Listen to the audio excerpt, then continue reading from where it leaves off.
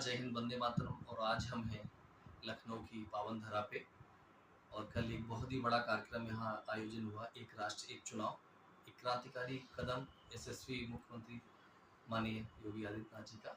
और उसमें देश से बहुत बड़े लेवल पे समाज सेवी हमारे पूरे प्रदेश के हर राज्य से कल लगभग देखने को मिले। तो आज ऐसे ही एक वरिष्ठ समाज सेविका से आपका परिचय कराते हैं, हमारी संयुक्ता सिंह चौहान जी, जो सेवा भारती रोजगार भारती के आप उपाध्यक्ष हैं। दो लाइन आपके लिए मैं बोल देता हूँ। अधर्मी कब कने सेवा, यहाँ धर्मार्थ जनता की, अड़े हैं कौरवी रक्षा करो पार्थ जनता की, कोई भी तो नहीं दिखता किरदार अब ऐसा, अहम को छोड़कर सेवा करे निस्वार्थ जनता की। आपकी जो सोच देखी, बहुत देर से वो चर्चा देखा, तो आपके प्रति, हर समाज के प्रति एक लगाव देखा, इसके लिए बहुत बहुत आभार, नमस्ते। और एक राष्ट्रीय चुनाव पे आपका कमेंट है।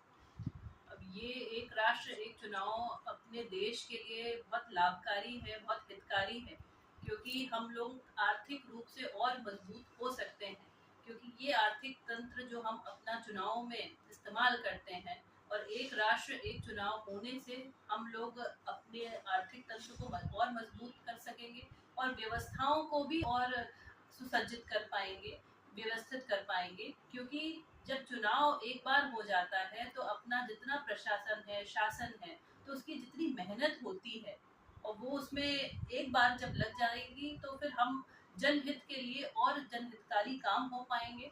तो उसके लिए भी लाभकारी है। और अपने देश के लिए तो ये जो एक राष्ट्र एक चुनाव है वो बहुत हितकारी, और हम लोग विकासशील देश की ओर और जल्दी जल्दी प्रगतिशील होते जाएंगे। बिल्कुल, आप लोग का लक्ष्य है 2047 तक हमारी सामाजिक संस्थाएं भी चाहती हैं हम विकसित भारत बने, तो युवाओं से क्या अपील चाहते हैं? युवाओं से सिर्फ इतना ही कहना चाहेंगे कि 2047 तक हमें विकसित भारत की जो परिकल्पना है उसको साबित करने के लिए हमें अपने गाँव को विकसित करना बहुत जरूरी है। क्योंकि अपने आधी से ज्यादा आबादी अपने गाँव में रहती है। जब हमारे देश के गाँव विकसित होंगे तो अपना प्रदेश विकसित होगा, और प्रदेश से फिर अपना देश विकसित होगा। तो विकसित गांव की ओर हमें कदम बढ़ाना चाहिए। अपने गांव को गांव ही रखना है, वहाँ शहरीकरण नहीं करना है।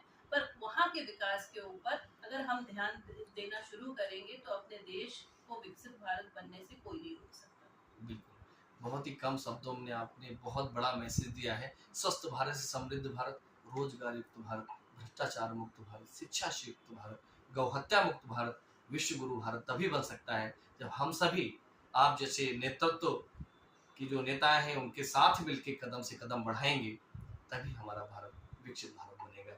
बने रहिए। जय हिंद, वंदे मातरम। जय हिंद।